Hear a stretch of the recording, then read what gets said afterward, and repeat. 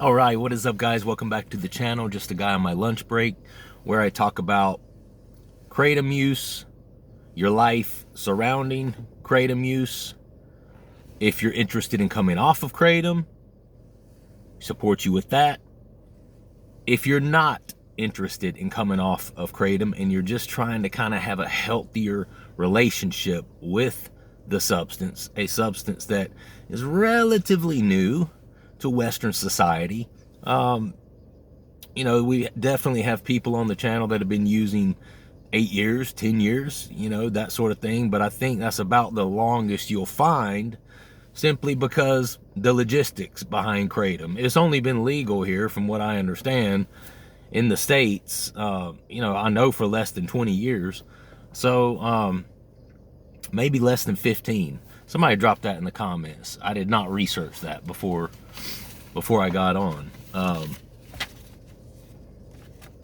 Yeah, it's been around a while now. I myself only first discovered it less than 5 years ago, believe it or not. I knew that there was no such thing, and that's probably a good thing, because a person like me, if I would have found out that there was an opiate-like replacement substance, I would have been on and popping on some Kratom, right? And it's quite interesting because apparently, I guess it was one of those things where I just never looked at it. I never looked for something. I wasn't a person who, vaped, or I didn't go to head shops or anything like that. So it was just never on my radar. I'd never seen or looked for anything. I didn't know what Kratom was, and for me, somebody like me, I was just using other things to get by, whether it be alcohol at different points in my life, which I was never big on alcohol, but the only time I ever was big on alcohol is when I wasn't doing anything else and I didn't have any sort of other substance to fill my time with. So I resorted to alcohol. In the evenings I would drink, and sometimes pretty heavily, I might add. But on a general basis, alcohol has never really been my thing. The opiate-like substance has always been my first love. And I know it sounds kind of bad to say that, but I mean, let's call it what it is. We all have a drug of choice, right? Mine is the euphoria, the energy surrounding something like an opiate-like substance, or Kratom. Okay. So we talk about it all on here, and you will get support no matter which avenue you are personally coming from, right? Whether you want to get off of it, you've identified your Kratom use as a problem or an issue in your life, I'm here for that. Here to support you. If you want to try to get off of it, you say, you know what, I'm just throwing in the towel. Here's the towel. I'm just throwing in the towel. I don't want to do this shit anymore. This is not good for me. There might be some people out there that can use this responsibly. I am not one of those people. Therefore, I've thrown in the towel. I need to try to get off of it. I can help you with that. Staying off long term, that's something quite different. I don't do a lot of that on here. We talk a lot about tapering and those first initial steps of getting you to where you're not physically dependent upon the Kratom anymore. And for a lot of people, that's enough. Once they get that first initial, difficult challenge out of the way, then they can start addressing, well, what is it that's causing me to use this stuff? What is it about my addictive mindset, my addictive mentality that keeps me going back to these psychoactive substances? And then they can begin to do that work after the fact. I don't really do that work on this channel. I'm just a guy on my lunch break, guys, who shares some of the similar struggles that you guys have as it relates to substance use, substance abuse throughout the years. And I'm just bringing my knowledge to that, and my ability to be able to be diplomatic, encouraging to people, my ability to be able to look objectively and see both sides of each coin, and understand that while it might be best in the end for every last one of us to just put the shit down and don't use it anymore. Some people so quaintly come on and just say, well, just stop using it, blah, blah, blah, blah, blah. If it were that freaking easy, guy, we all would have probably quit, and we all wouldn't still be dabbling in it. Whether that's the best thing or not, there is a reality that stands to be understood surrounding something like this. That reality is, it ain't that flippin' easy. Now, is it? It's not that easy. It's not that easy. You know, it took you 3 seconds to formulate that sentence. We'll just quit. Less than 3 seconds. We'll just quit. That's about a second. It took you 1 second to formulate that sentence. But actually quitting in a real life scenario, when you are experiencing all of the discomforts and the pains that go along with coming off of or abruptly stopping an opiate-like addiction, that 1 second becomes weeks, months of mental and physical hell and turmoil in your lives.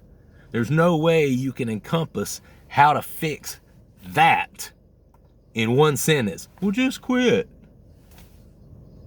Shut your ass up. I mean, what an idiotic take on something like addiction, to something like an opiate. You know, what an ignorant take. Well, just quit. Come on, man.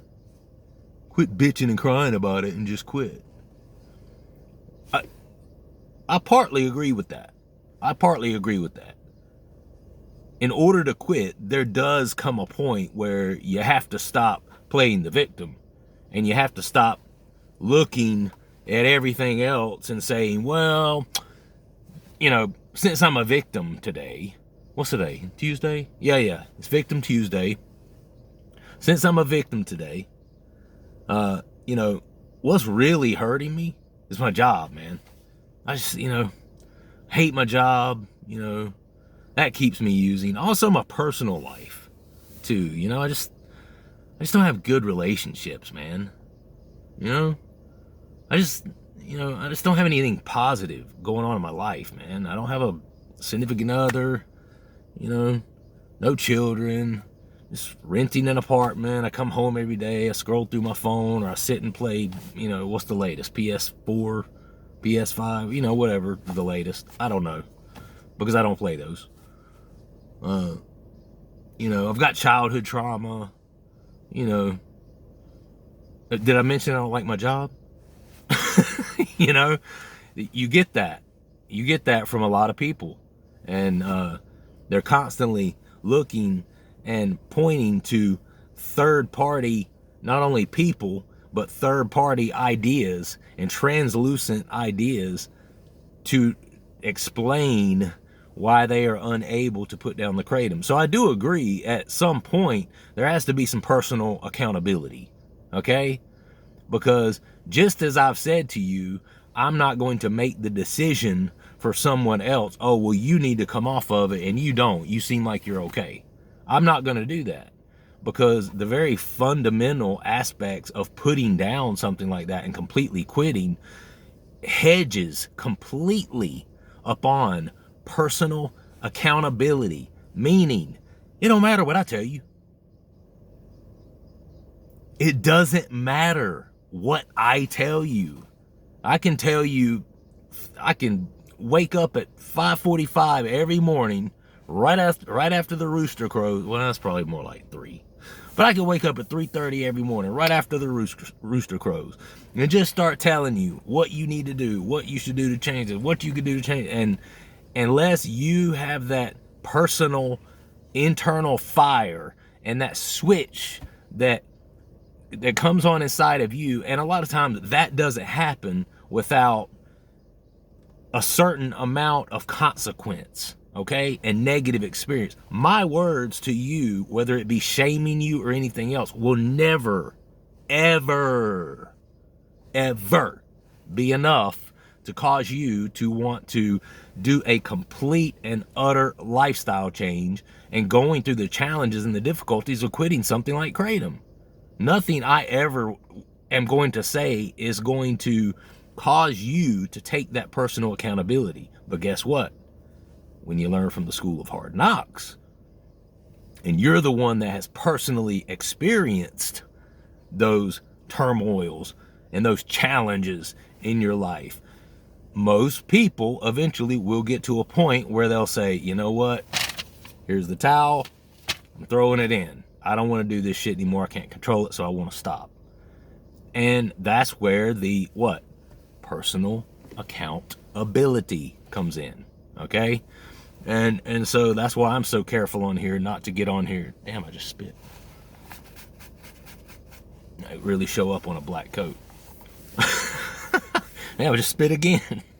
Holy crap, man. You guys okay? Wipe a little.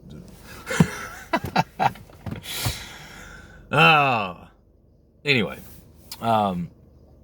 Yeah, so that's why I'm so careful on here not to, point fingers at people and try to push people into a corner where I think they should be, or place them into a box or a compartment that I think they should be in based on, the little relative knowledge I have of this person. Oh, well, I've seen, they've commented 6 times already. Jeez, man, I practically know this person's life, bro. I practically am them at this point. They've commented 6 times on my post, bro. One, they commented twice on a video I did, 3 or 4 months ago. Just commented again, about 4 times recently. Yeah, I know this person intimately. I know this person better than they know themselves. So I'm going to proceed to tell them what I think they should be doing. No. You'll never find that with me. You'll never find that with just a guy on my lunch break. That's not my MO. But I'm here to support you if you have figured out that, here's the towel, throw it in the towel. Damn. And I'm also here to support you if you're in that stage where, I hadn't really seen a whole lot of negative consequences. I'm kind of in the early stages with it. Or, maybe I'm one of those people that I don't really have as big of a problem with it as some of these people do. Because, a lot of people, depending on which side of the fence you land on, whether it's complete abstinence and complete sobriety, or whether it's one of those people that, I don't feel like I'm an addict, so I can kind of use when I need to. The people who land on the abstinence side, because they have made that decision of abstinence for their own lives, because their shit was completely out of control, they have a really hard time accepting that there might be people out there that it wasn't quite as bad as you, bro. And let's be honest, when it comes to the idea of addictive behavior and non-addictive behavior, when you have both of these groups, both using substances, might I add, who's the social user and the addicted person? You're both using substances. It has to do with how those substances are used on this side of the fence where the addictive behavior lives, okay? That's the difference in you and someone who is able to be a social user.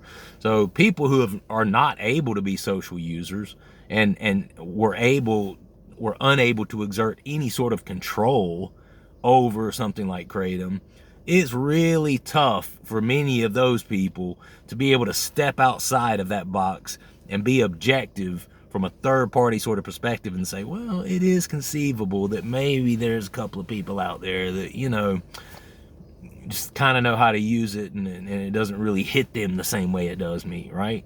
And I think I'm one of those rare people.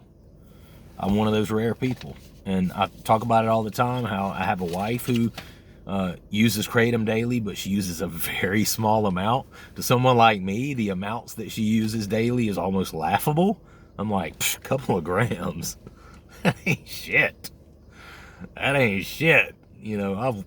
I've passed a couple of grams like as soon as I'll hop out of bed, pretty much. But there's different levels. There's levels to everything in this world, and I think that's something that it is important for us to see.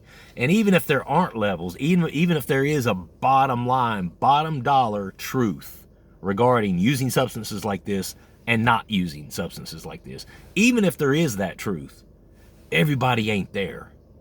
Everybody ain't believing that. Everybody ain't living that, and everybody ain't ready to try that just yet. So then what? We just keep pointing fingers and chastising it to. If I grab them by their ears and shake them just enough, and if I use my words just right, and I'm strong enough, and I'm assertive enough, they're going to freaking get it eventually.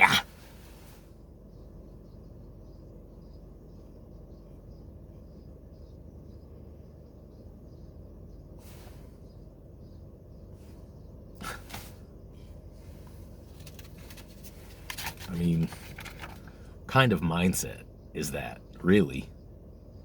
You know, this mindset that we have that we can somehow control the narrative as it relates to how other people feel about life and substances and the inner workings of their everyday existence.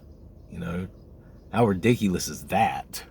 For another person who has never even met this person, right? And has very little background knowledge or information on the inner workings and inner weavings of this person's life and their family life, the way they've been nurtured, you know, the kind of nature that they grew up in, the kind of environment, the kind of socioeconomic status, whether they had parents who used, parents who didn't use, whether the parents were even present. I mean, there's just so many things that go into how a person proceeds in coping with things that happen to them in life, right? There's one bottom truth that we all know is the truth. Shit happens, right? I mean, Forrest Gump said it. Shit happens, you know, and it does happen, right? And none of us are immune to that. None of us are exempt to that. But the meat of that topic really starts at how do you cope with it, you know? We already know shit's gonna happen, but how are you reacting to when that happens, right? What is your reaction? Is it one of just, damn it. Why did this happen to me? You know, you immediately take that victim mentality, like, why does that happen to me? Or are you one of those people that, I mean, truth be told, this shit happens to everybody. Every person that I interact with on a daily basis, shit like this happens at some point or another. And then you look at some of those people and you realize they still manage to have a smile on their faces, and you're like,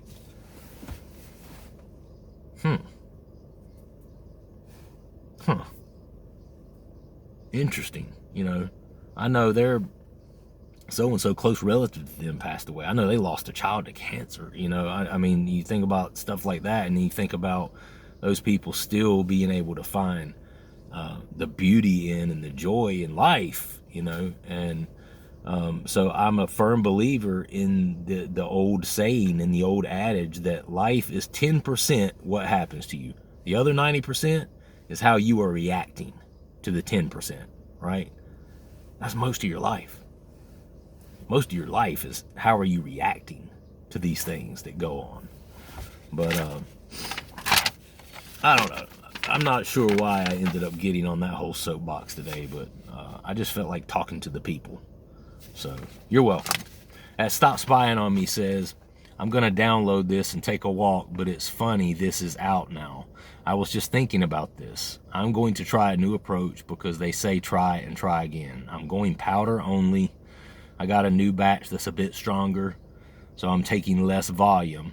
What I'm going to do is try to just take enough to feel the way I want and waiting longer in between doses. I started a spreadsheet, LOL. LOL, but it's a good idea, man. It's fair. You know, and if you have a little laptop at home, or if you have Excel or something, or even if you just want to take out a sheet that you can maybe make copies of and write some information on it, that will suffice as well. But no, it's actually a good idea, and a lot of people do that.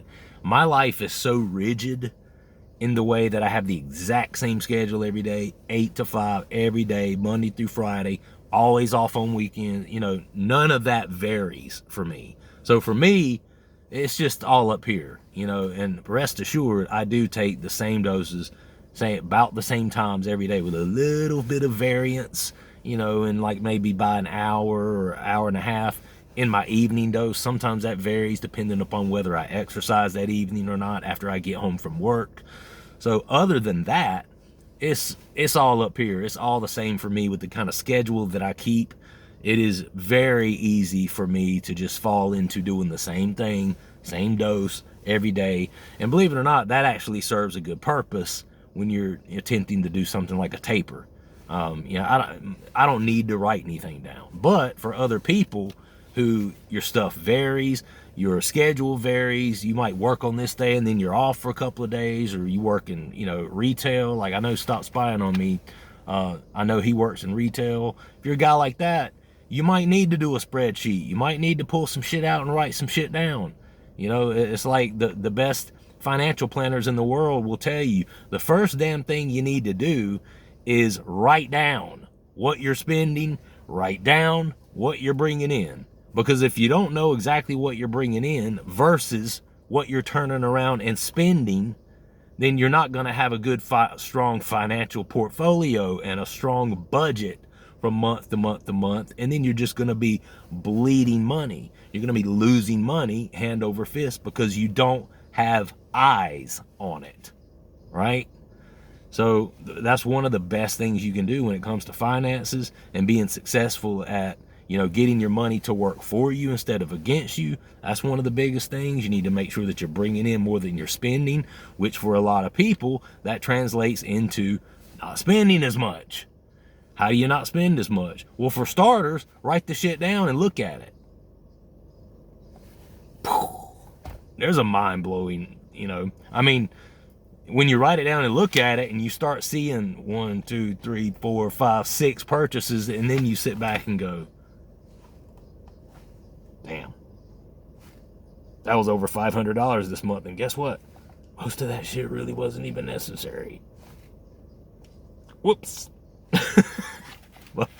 But half those things you would have probably forgotten about that you spent money on those things, you know, if you hadn't have written it down and referred back to it at a later date and looked at it, you know.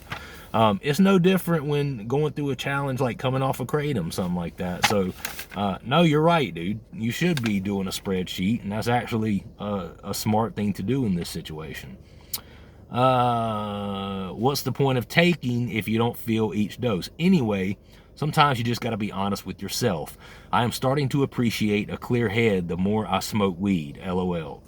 God, me and you both, bro. I don't know what it is, my age, or I think a lot of it has to do with the fact that I don't ever smoke it anymore. And marijuana is one of those things, if you don't smoke it very often and you get to a point where you're just doing it every once in a while, sometimes it doesn't sit well with you. I know it doesn't for me. And I've pretty much every once in a while and through the taper process, there's been a couple of times that I've hit like one of those really mild like THC vape pens that we've had sitting around the house for 4 or 5 months. You know, I hadn't smoked actual, like, you know, Chiba that I bought from somebody. I hadn't done that in quite a while.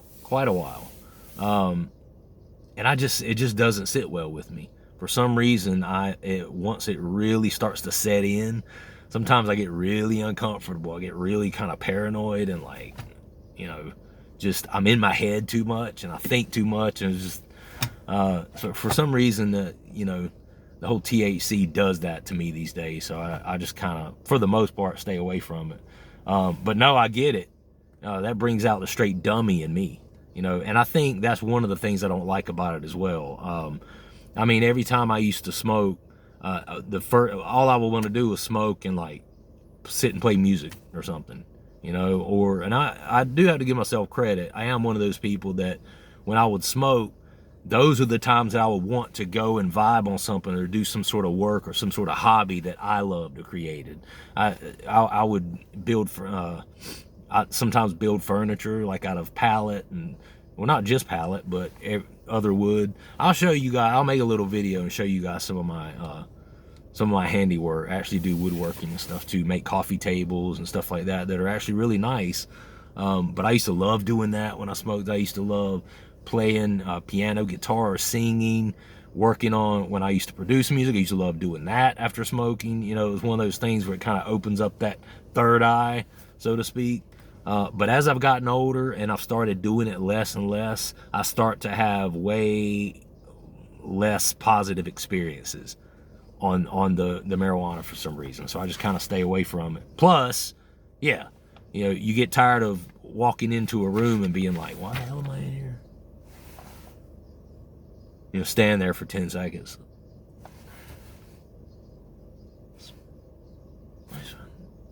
Retrace your steps, walk back into the other room.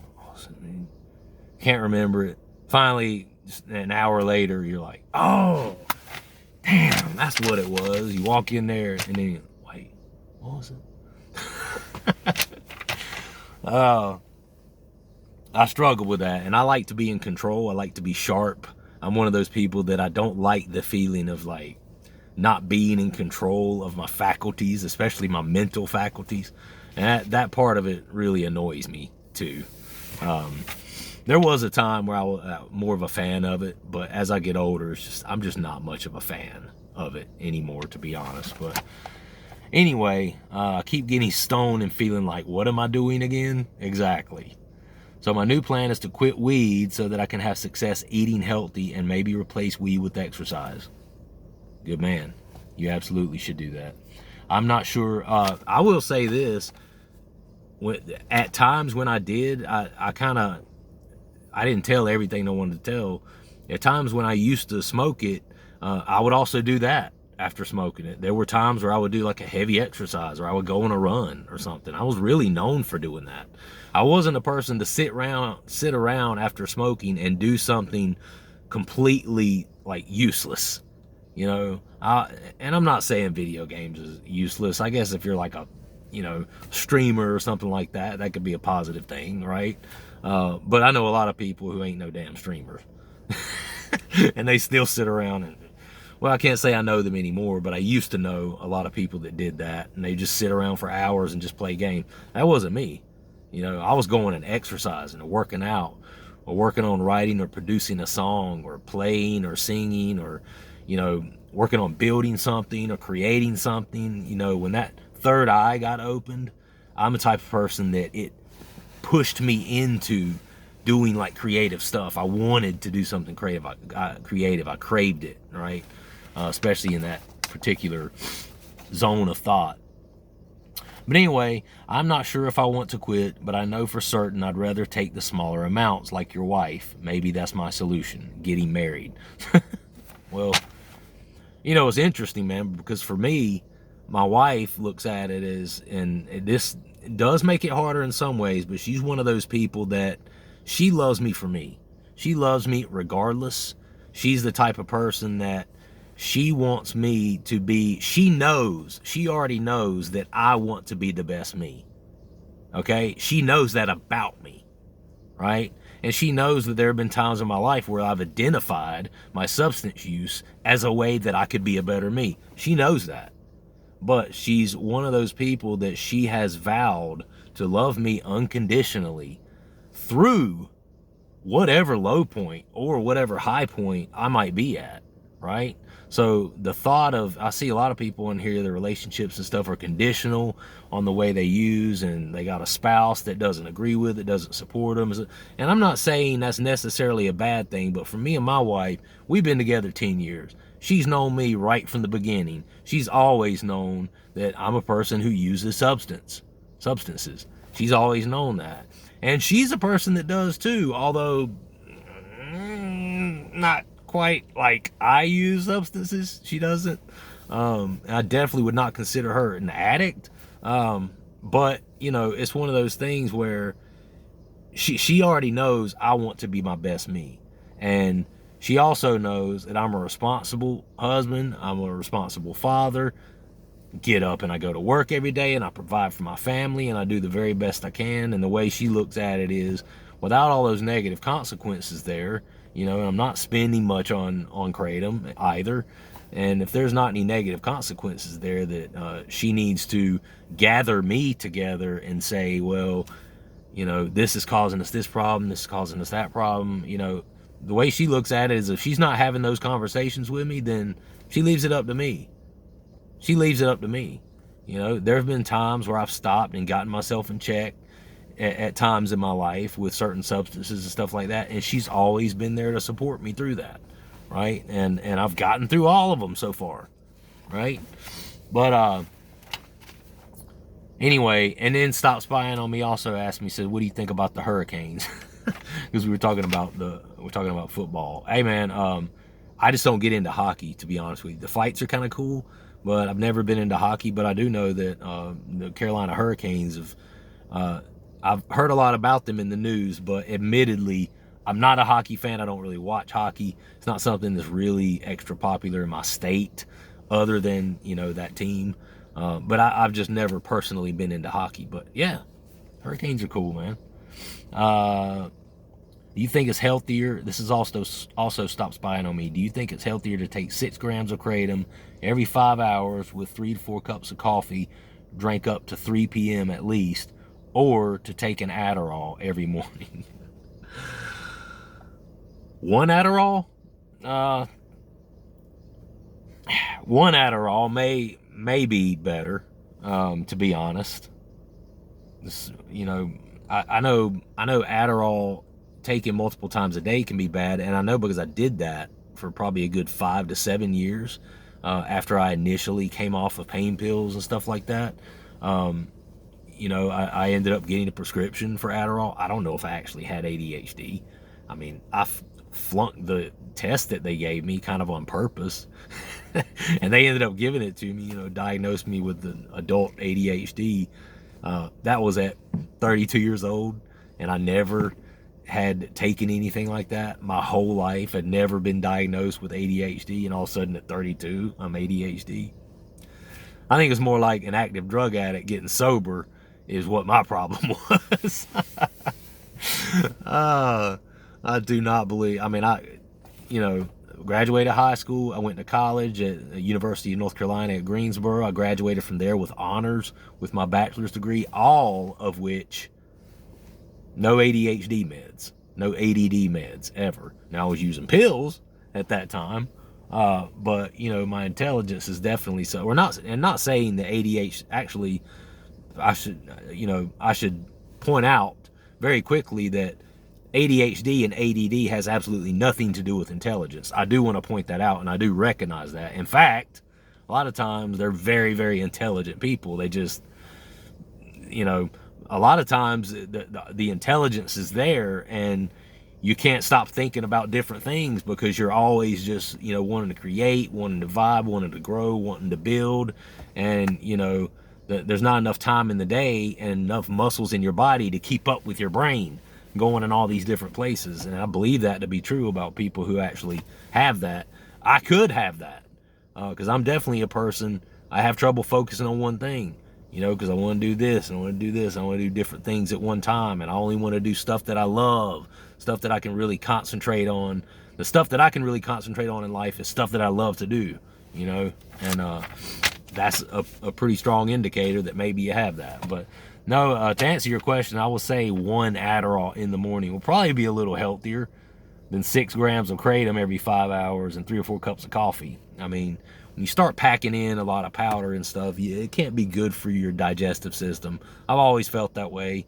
That's why I'm working on a lower amount right now. Speaking of, 16 grams late yesterday. I'm stable on that now, going to 15 grams tonight. I'm on track to do that.